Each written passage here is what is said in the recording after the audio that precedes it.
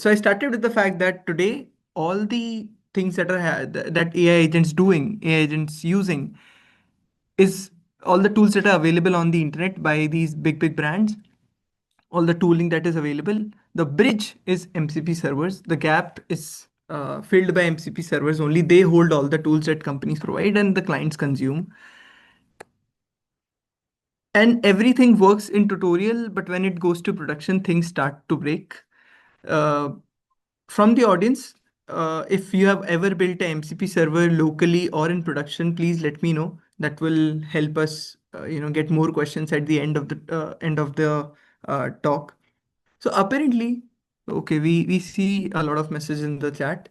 So apparently what happens is when you work locally, when you build an MCP server or you call it via an AI agent, there will only be one AI agent or two AI agents that are calling your MCP server. But when it comes to production, there'll be like 50, 100 or maybe 1,000 AI agents calling your servers simultaneously.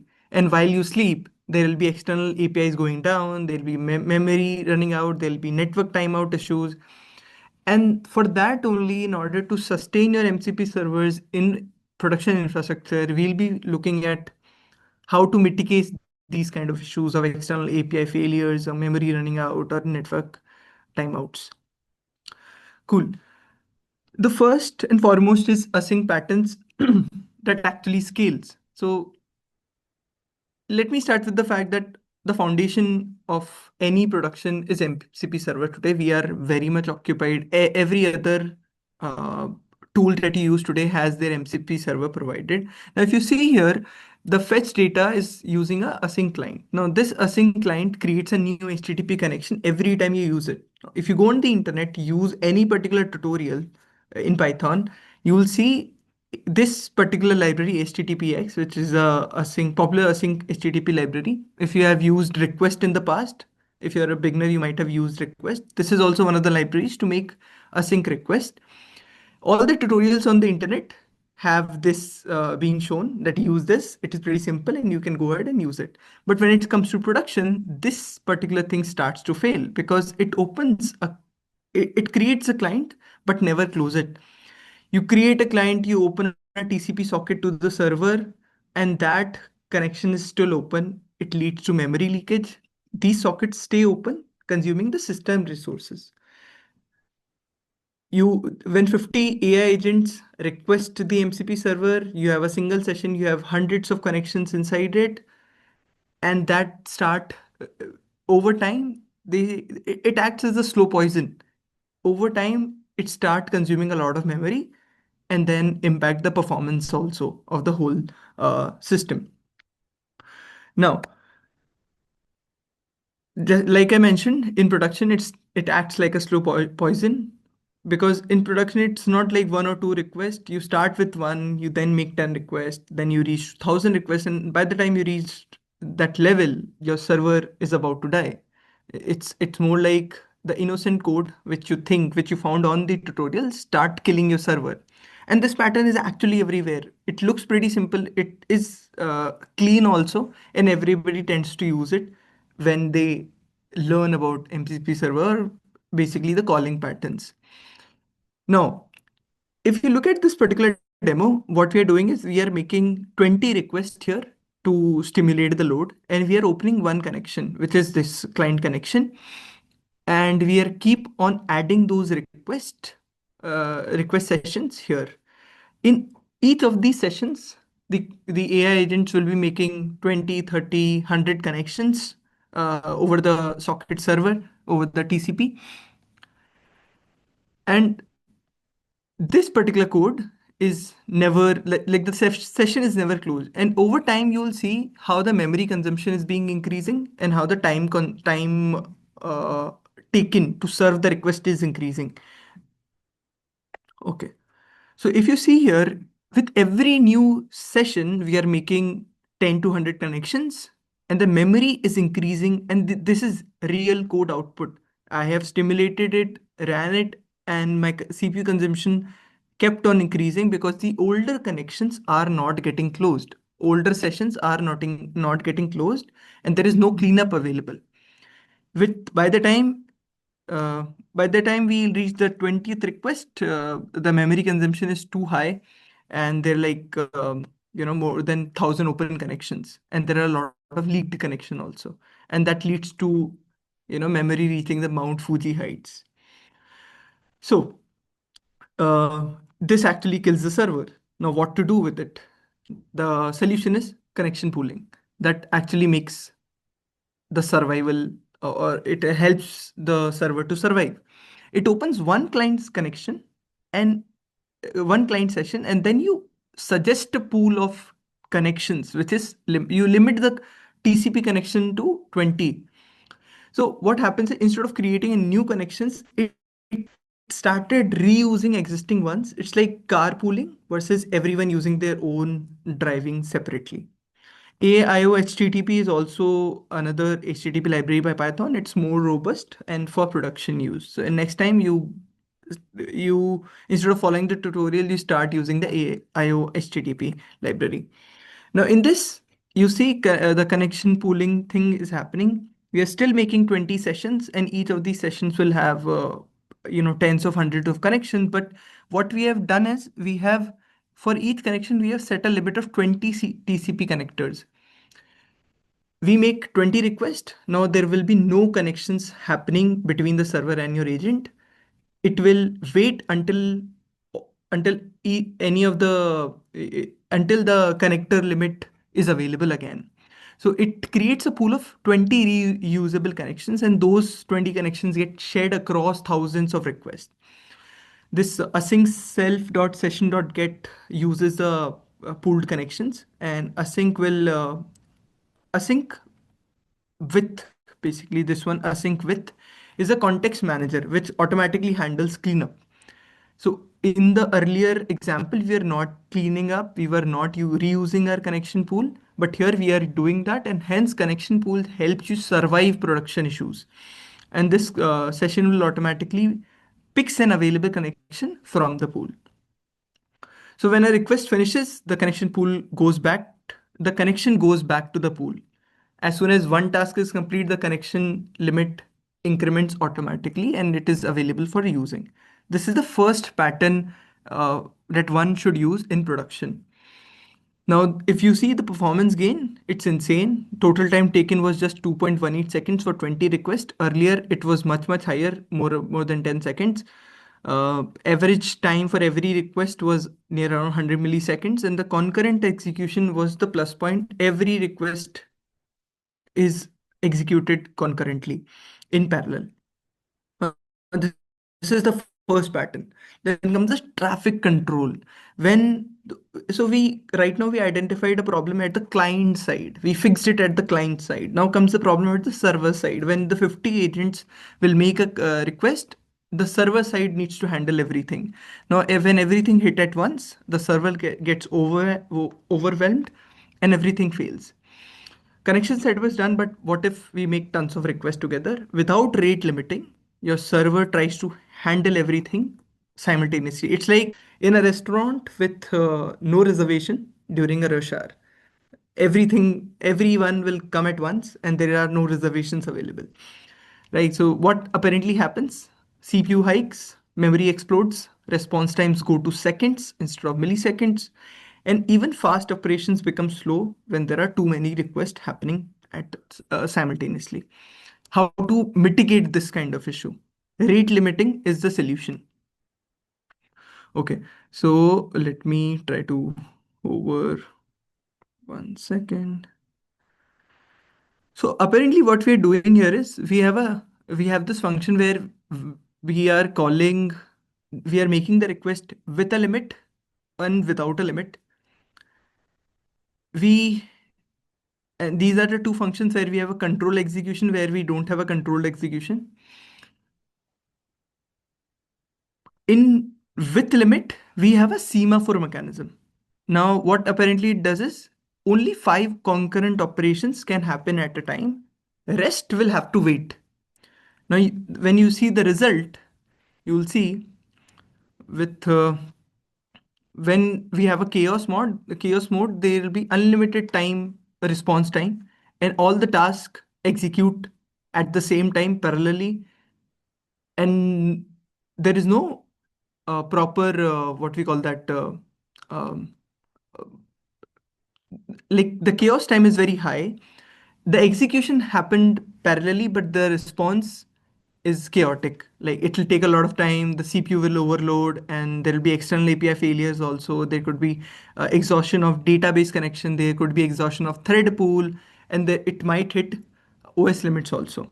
Because all the text 10 tasks have are being executed concurrently. It is fast but potentially overwhelming. Now, with semaphores, which is semaphore pool of 10, although in the example I've used 5, this async.io is your traffic control system. Semaphore means like 10 operations will execute at once. In the example I've used 5. This blocks until a slot opens again. If 50 requests are coming, only 10 will execute immediately if we'll make a semaphore pool of 10. Now, you see the result. 5, since our semaphore pool was 5, 5 request gets executed first, they completes, then the semaphore pool available again, and then the other gets executed, the remaining get executed. Now, what's the benefit if the control time was 2 seconds while the other one had just 1 second? The key benefit is resource protection prevents overall overwhelming or external services.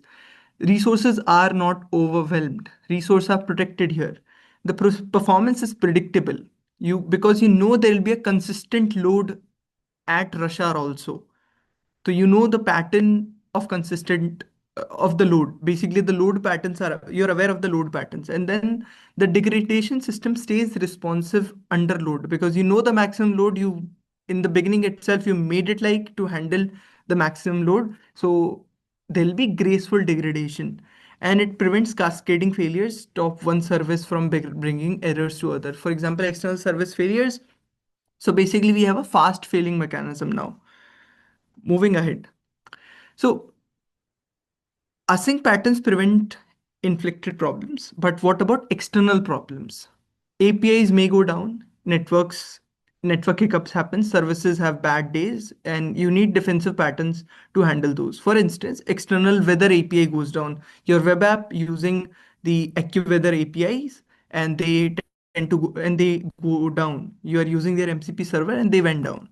Your MCP server keeps making requests to the dead API, and all your threads get stuck in waiting because the API is already down from the service side.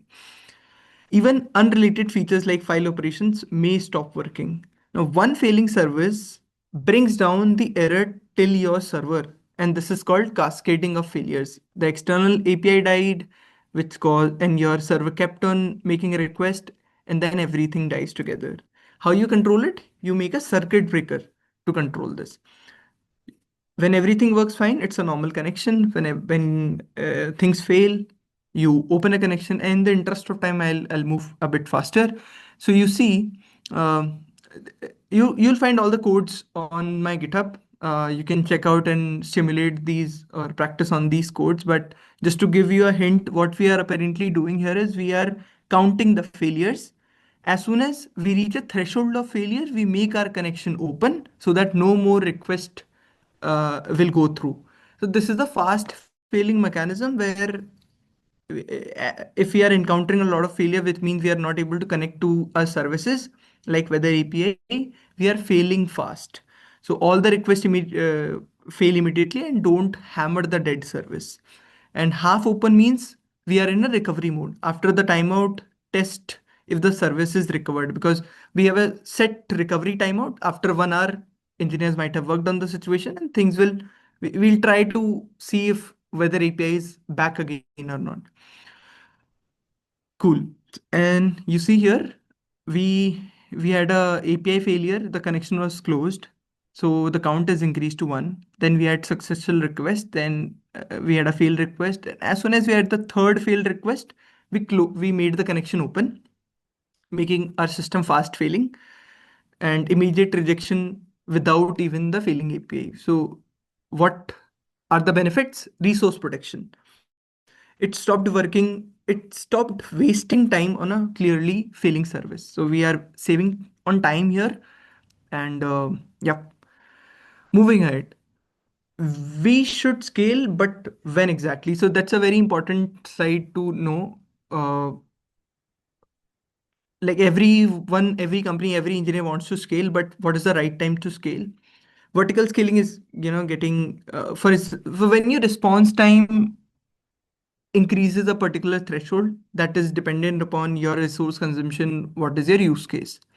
Your memory is climbing steadily, as we saw in the connection pool thing. If you see your memory consumption is increasing with every request, agents are timing out, and CPU is at 90% utilization all the time. These are some of the points where you decide you have to scale your system, and there are multiple ways to scale. You can scale your system vertically, but there are pros for it, there are cons for it. It is pretty expensive, there is a single point of failure. But or the hybrid way, you can go ahead combining horizontal as well as vertical scaling. That is the most preferred way as of today. Now, load balancing. Now, load balancing, like having multiple checkout lanes at a 7-Eleven store. Today, you are being hit by so many requests. You cannot overwhelm your server with too many, overwhelm a single server with too many requests. So you reroute these requests on the replicas of the same server. For instance, in this example, as you can see, let me zoom it a bit. We have created a server array where we have three servers, and we use a hash function. So when we go here, get next server, we have a hash function which gives the identifier for the next server to which the request should be rerouted.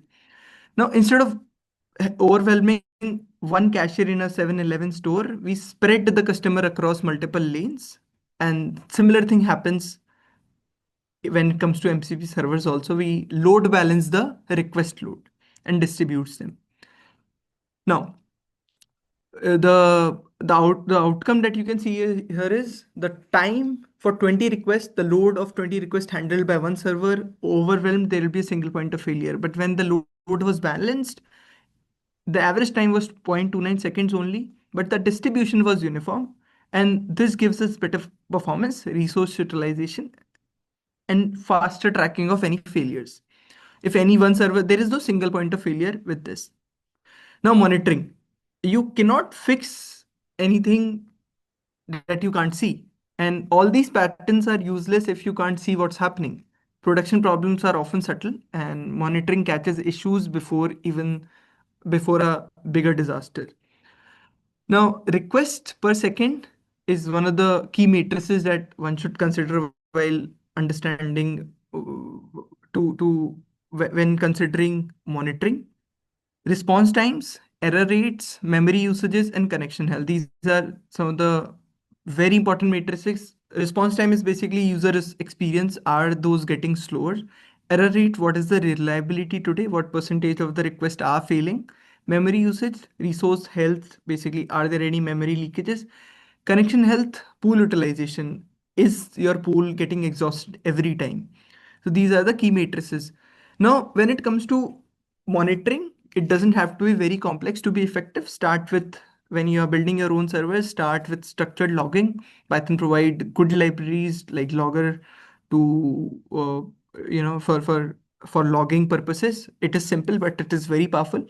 And log every MCP tool call so that with timing and the status, so that you'll have better understanding how to monitor. Now, the three laws of production of MCP: pool the connections that we saw first, fast fail, fast save that we saw in load balancing as well as rate limiting, then monitor everything, which is very, very important. And that's all from the talk today. You can ask questions here. You can ask me. You can connect with me on my socials. In the interest of time, we still have 3 minutes for Q&A. I will ask Michael to take over now.